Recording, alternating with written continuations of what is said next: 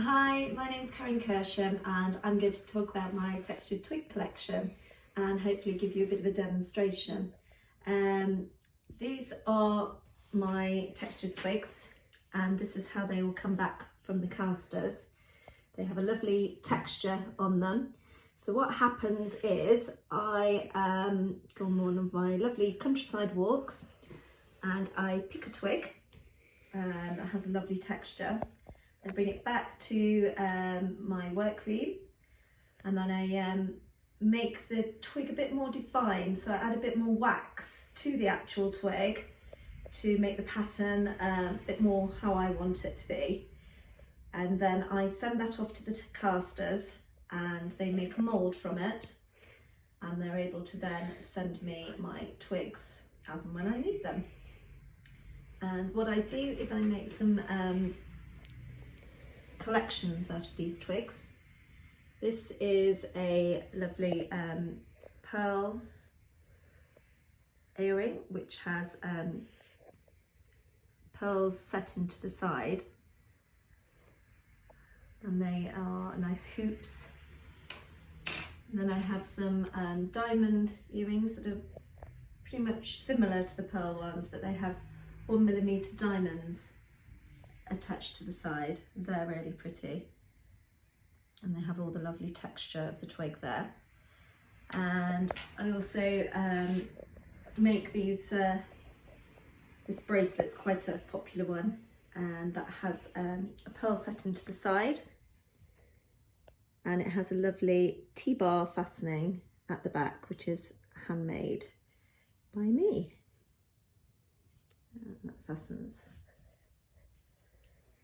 Okay, so now I'm going to saw off what's called the sprue, which is not part of the design, it's just where the metal's flown into the design when it's being cast.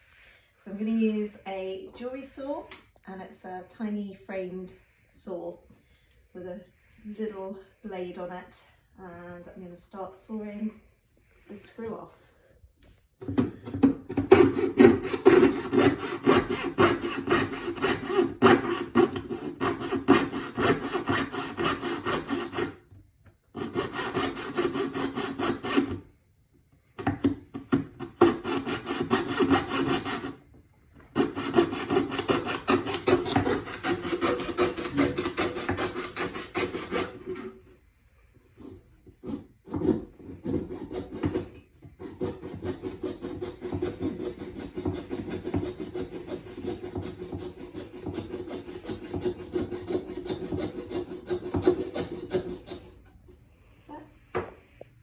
Now I'm going to spend a bit of time filing off the ends here so that they're a good match for when I solder them together into a ring. So I get my jeweller's file and slowly and carefully file it down. Being careful not to take off too much.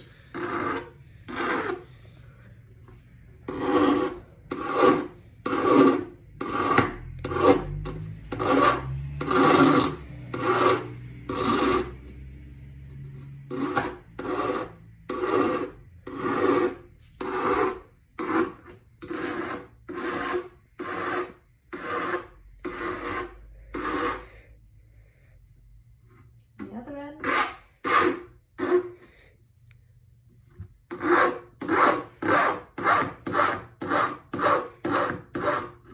You bend easily, so you have to be careful to support it whilst you're doing it against the bench peg.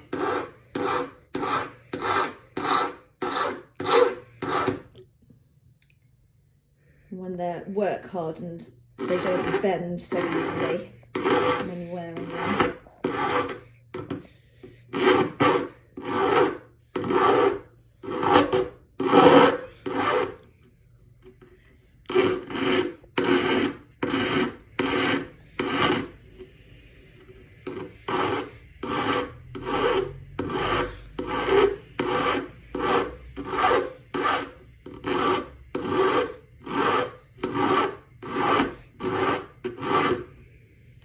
I'm just taking it to more of a point at the end so that it matches up with the other end a little bit more.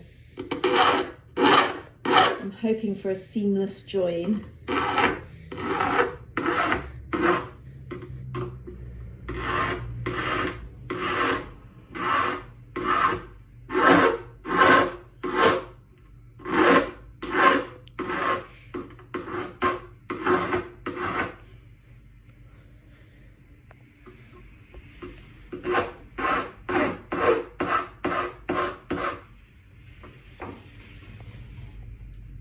Just use my ring pliers just to bend it around, just to see how the match is and whether I need to work any more on filing to get a good match. So just bend it around, and then I can see how much more work I need to do. As you can see, look, it's not a great match at the minute, so I'm just going to spend a bit more time filing it down.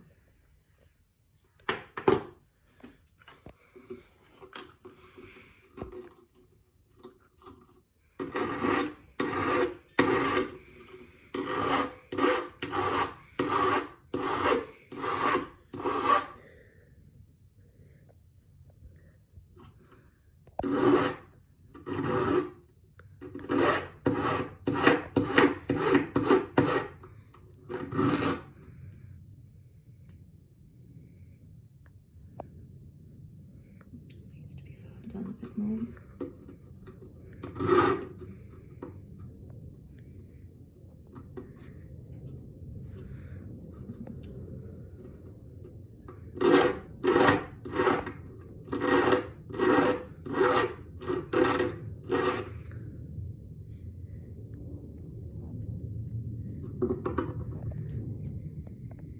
Now, that looks more like it's part of the design now, that join, and when I file it off later it'll blend in a lot more.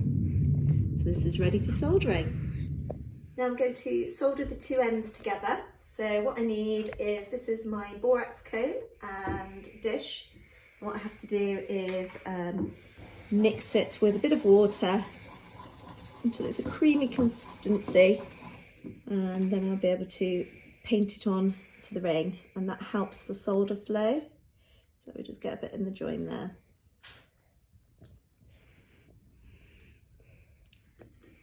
And this is my solder. I'm just going to cut a bit off into my dish here. Tweezers. Very fiddly work. Now, where's my join gone? There it is. It's good that I can't tell where my join is. Means it's a good one.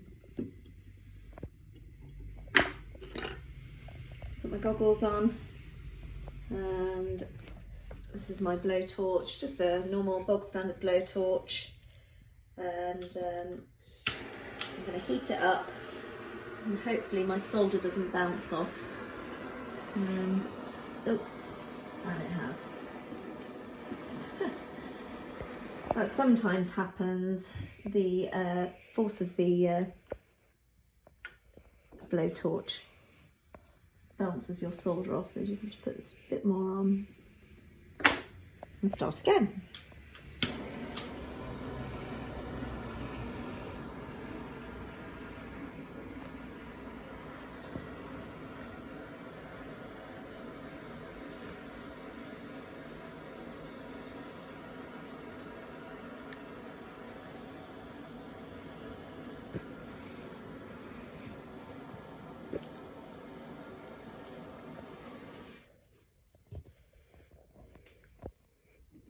And that's soldered. So as you can see from this ring, it's got a little bit dirty after I've soldered it. It's got a bit of fire stain on it. So what we do to rectify that is to put it in what's called a pickle bath, which is made up of acid essentially, and that gets rid of all the tarnish and fire stain.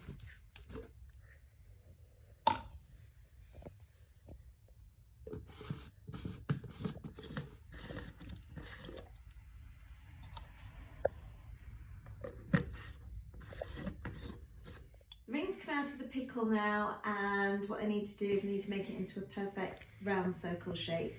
So I'll put it on my ring former, which is a steel ring former, and I bash it with a rawhide mallet so I don't ruin any of the design of the ring. This is one of my favourite parts because you can take all your frustration out by banging.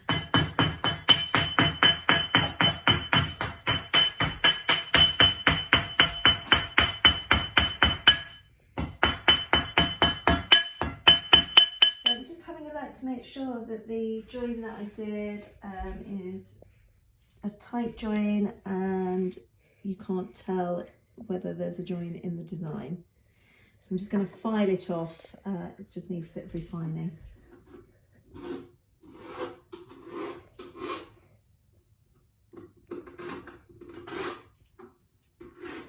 Be careful not to take too much metal off because I'll ruin the texture that I want in the design in the first place. So what I'm going to do is I'm going to use my pendant motor now. It's got a sanding roll on it, and it's just a bit of wet and dry sandpaper, and that helps to create a nice clean finish ready for polishing.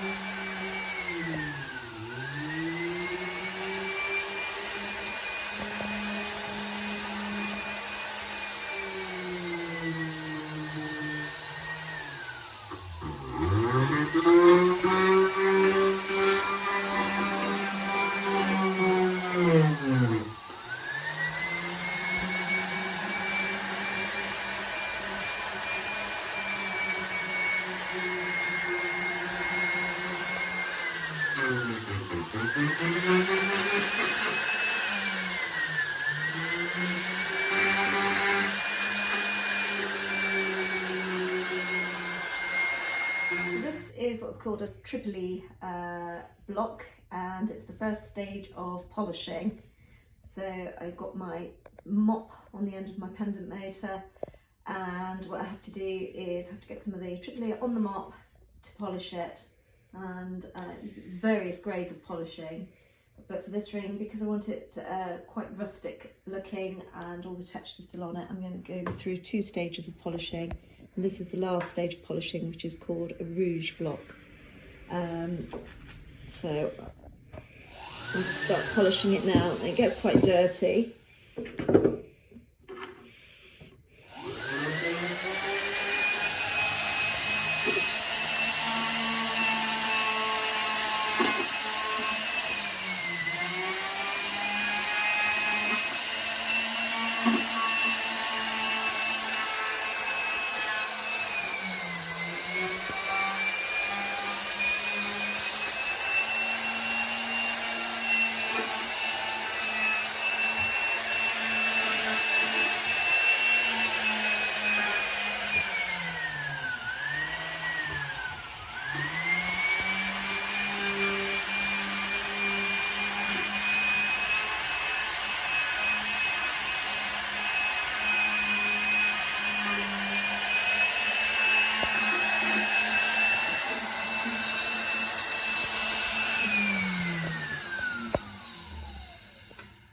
I have to change the mop head for every different polishing compound that I use. So I'm taking that one off and putting the one for the rouge in. It's a very fine mop. The reason you change the mops is because otherwise they'll contaminate each other and you won't get a lovely finish on the end polish. So I'm just going to finish this off now. And each stage of polishing probably takes, on this particular ring, about 10 minutes each stage. It's different for different pieces of jewellery you're making. Depends what kind of finish you want on them. I want this to be quite a rustic finish with lots of texture, so I don't want to take too much of that away.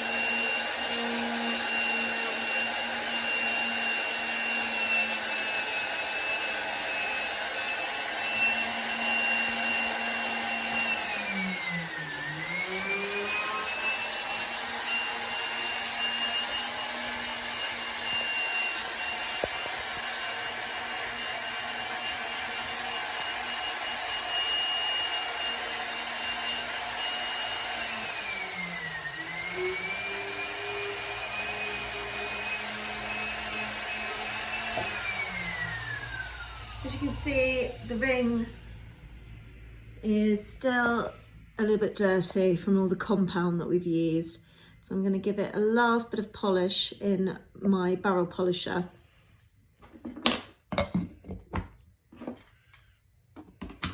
my barrel polisher, and it's got lots of tiny little steel pins in, and these whiz around and polish the metal. So I'm just going to put it in that for about another 20 minutes. And this is the finished ring, all polished up.